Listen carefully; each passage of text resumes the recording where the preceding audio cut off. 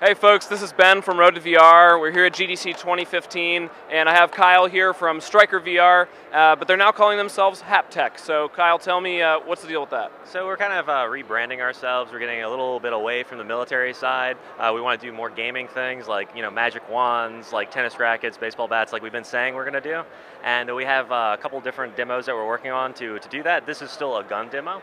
But we're in the process of getting away from that and doing awesome demos that just are all really cool peripherals, like baseball bats, blah, blah, blah. And HapTech is one of the ways that we're going to distance ourselves from the military a little bit and start really getting in gamifying, like really all this VR stuff. It's been phenomenal so far.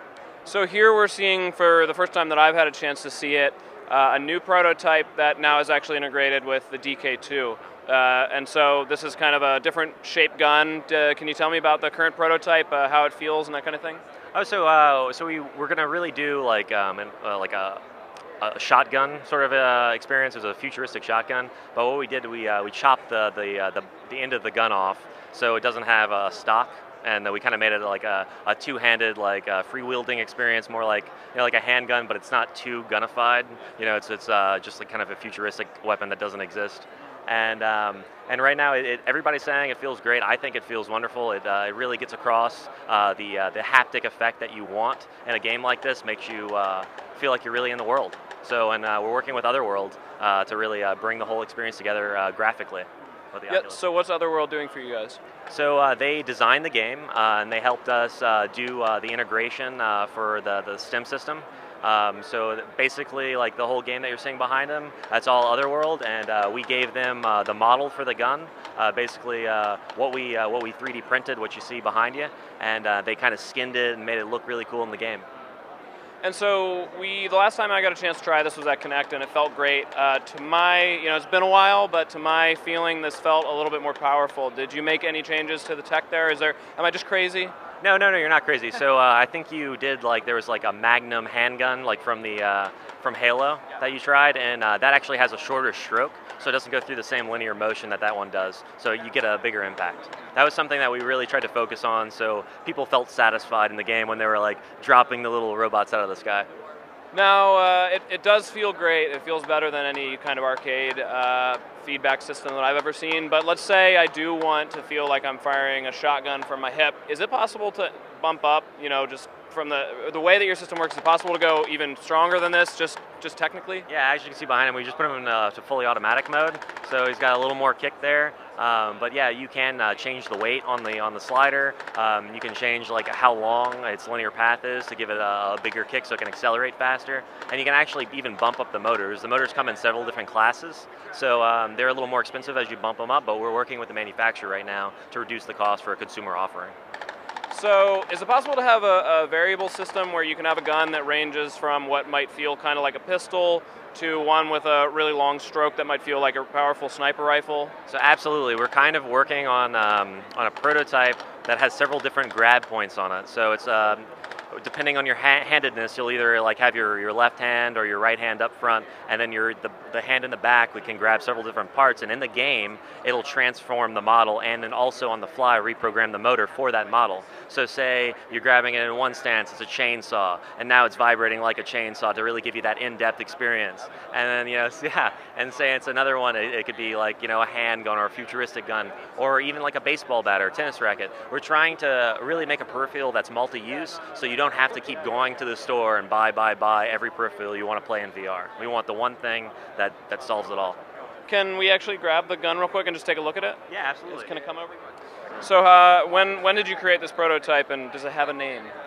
Not really. But You just know the sound it makes when you kill a virtual person? Yeah, let's hear it.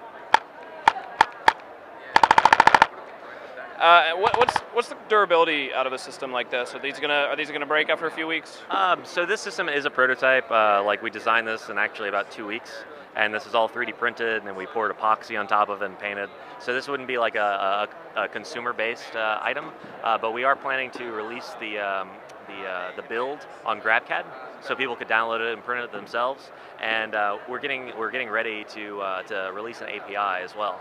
So an API for Unity. So no longer will you have to use like proprietary microcontroller to program the motors. You plug the motor straight into your computer via serial port USB, and you throw in the Unity asset, and then you can graphically program the motor for any event in Unity that you want. We hope to release that for free on the Unity store. So by the time we get to dev kits, we have the hardware, but we have the firmware to support it, because we think that's really important. Great, and so what's the roadmap from here? You're going to get the plugin out. Is there going to be a development kit that people can get access to at some point? Yeah, we're still working on like the actual date. I don't want to release a date just yet, but we're still working on that. But the big thing that we have in the works right now, we're talking to several different peripheral manufacturers, and basically we would like to iterate upon the existing controllers, like your PlayStation controller or your Xbox controller. They have the little spinny pager motors in them right now. We would like to make our motors smaller and have two of them in there, one for each pager motor for each hand, so you can not only give vibrations, but you can actually give kick back to the user, and you can simulate a lot of different things. So say if there's like an explosion, you can have our motor simulate the vibration as the shock wave approaches you, and then give you shock when it actually reaches you. So we can do a lot of really cool haptic effects that we think is important because locomotion is going to take a while to get solved in VR, and we think the gaming controllers as they exist today need to be iterated on. Absolutely. And do you have any kind of target price for a controller like this? I mean, is it going to be $1,000? No. So we're talking to the motor manufacturer right now. We're working really closely with them, and we think that at volume we can get them down to around 90 cents to $5 or $6. So like a complete system with all the electronics and the battery and the tracking and everything, we hope to make a consumer offering around $60, the cost of any modern day system controller. $60 for a gun system like this? Yep.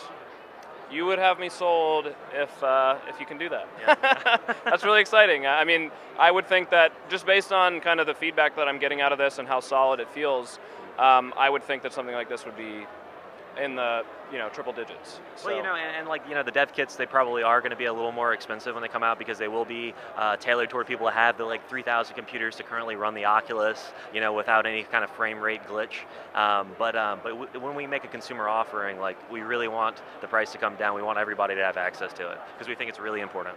Great. Well, thank you, Kyle. It's good to see you. Thanks for letting us try it out.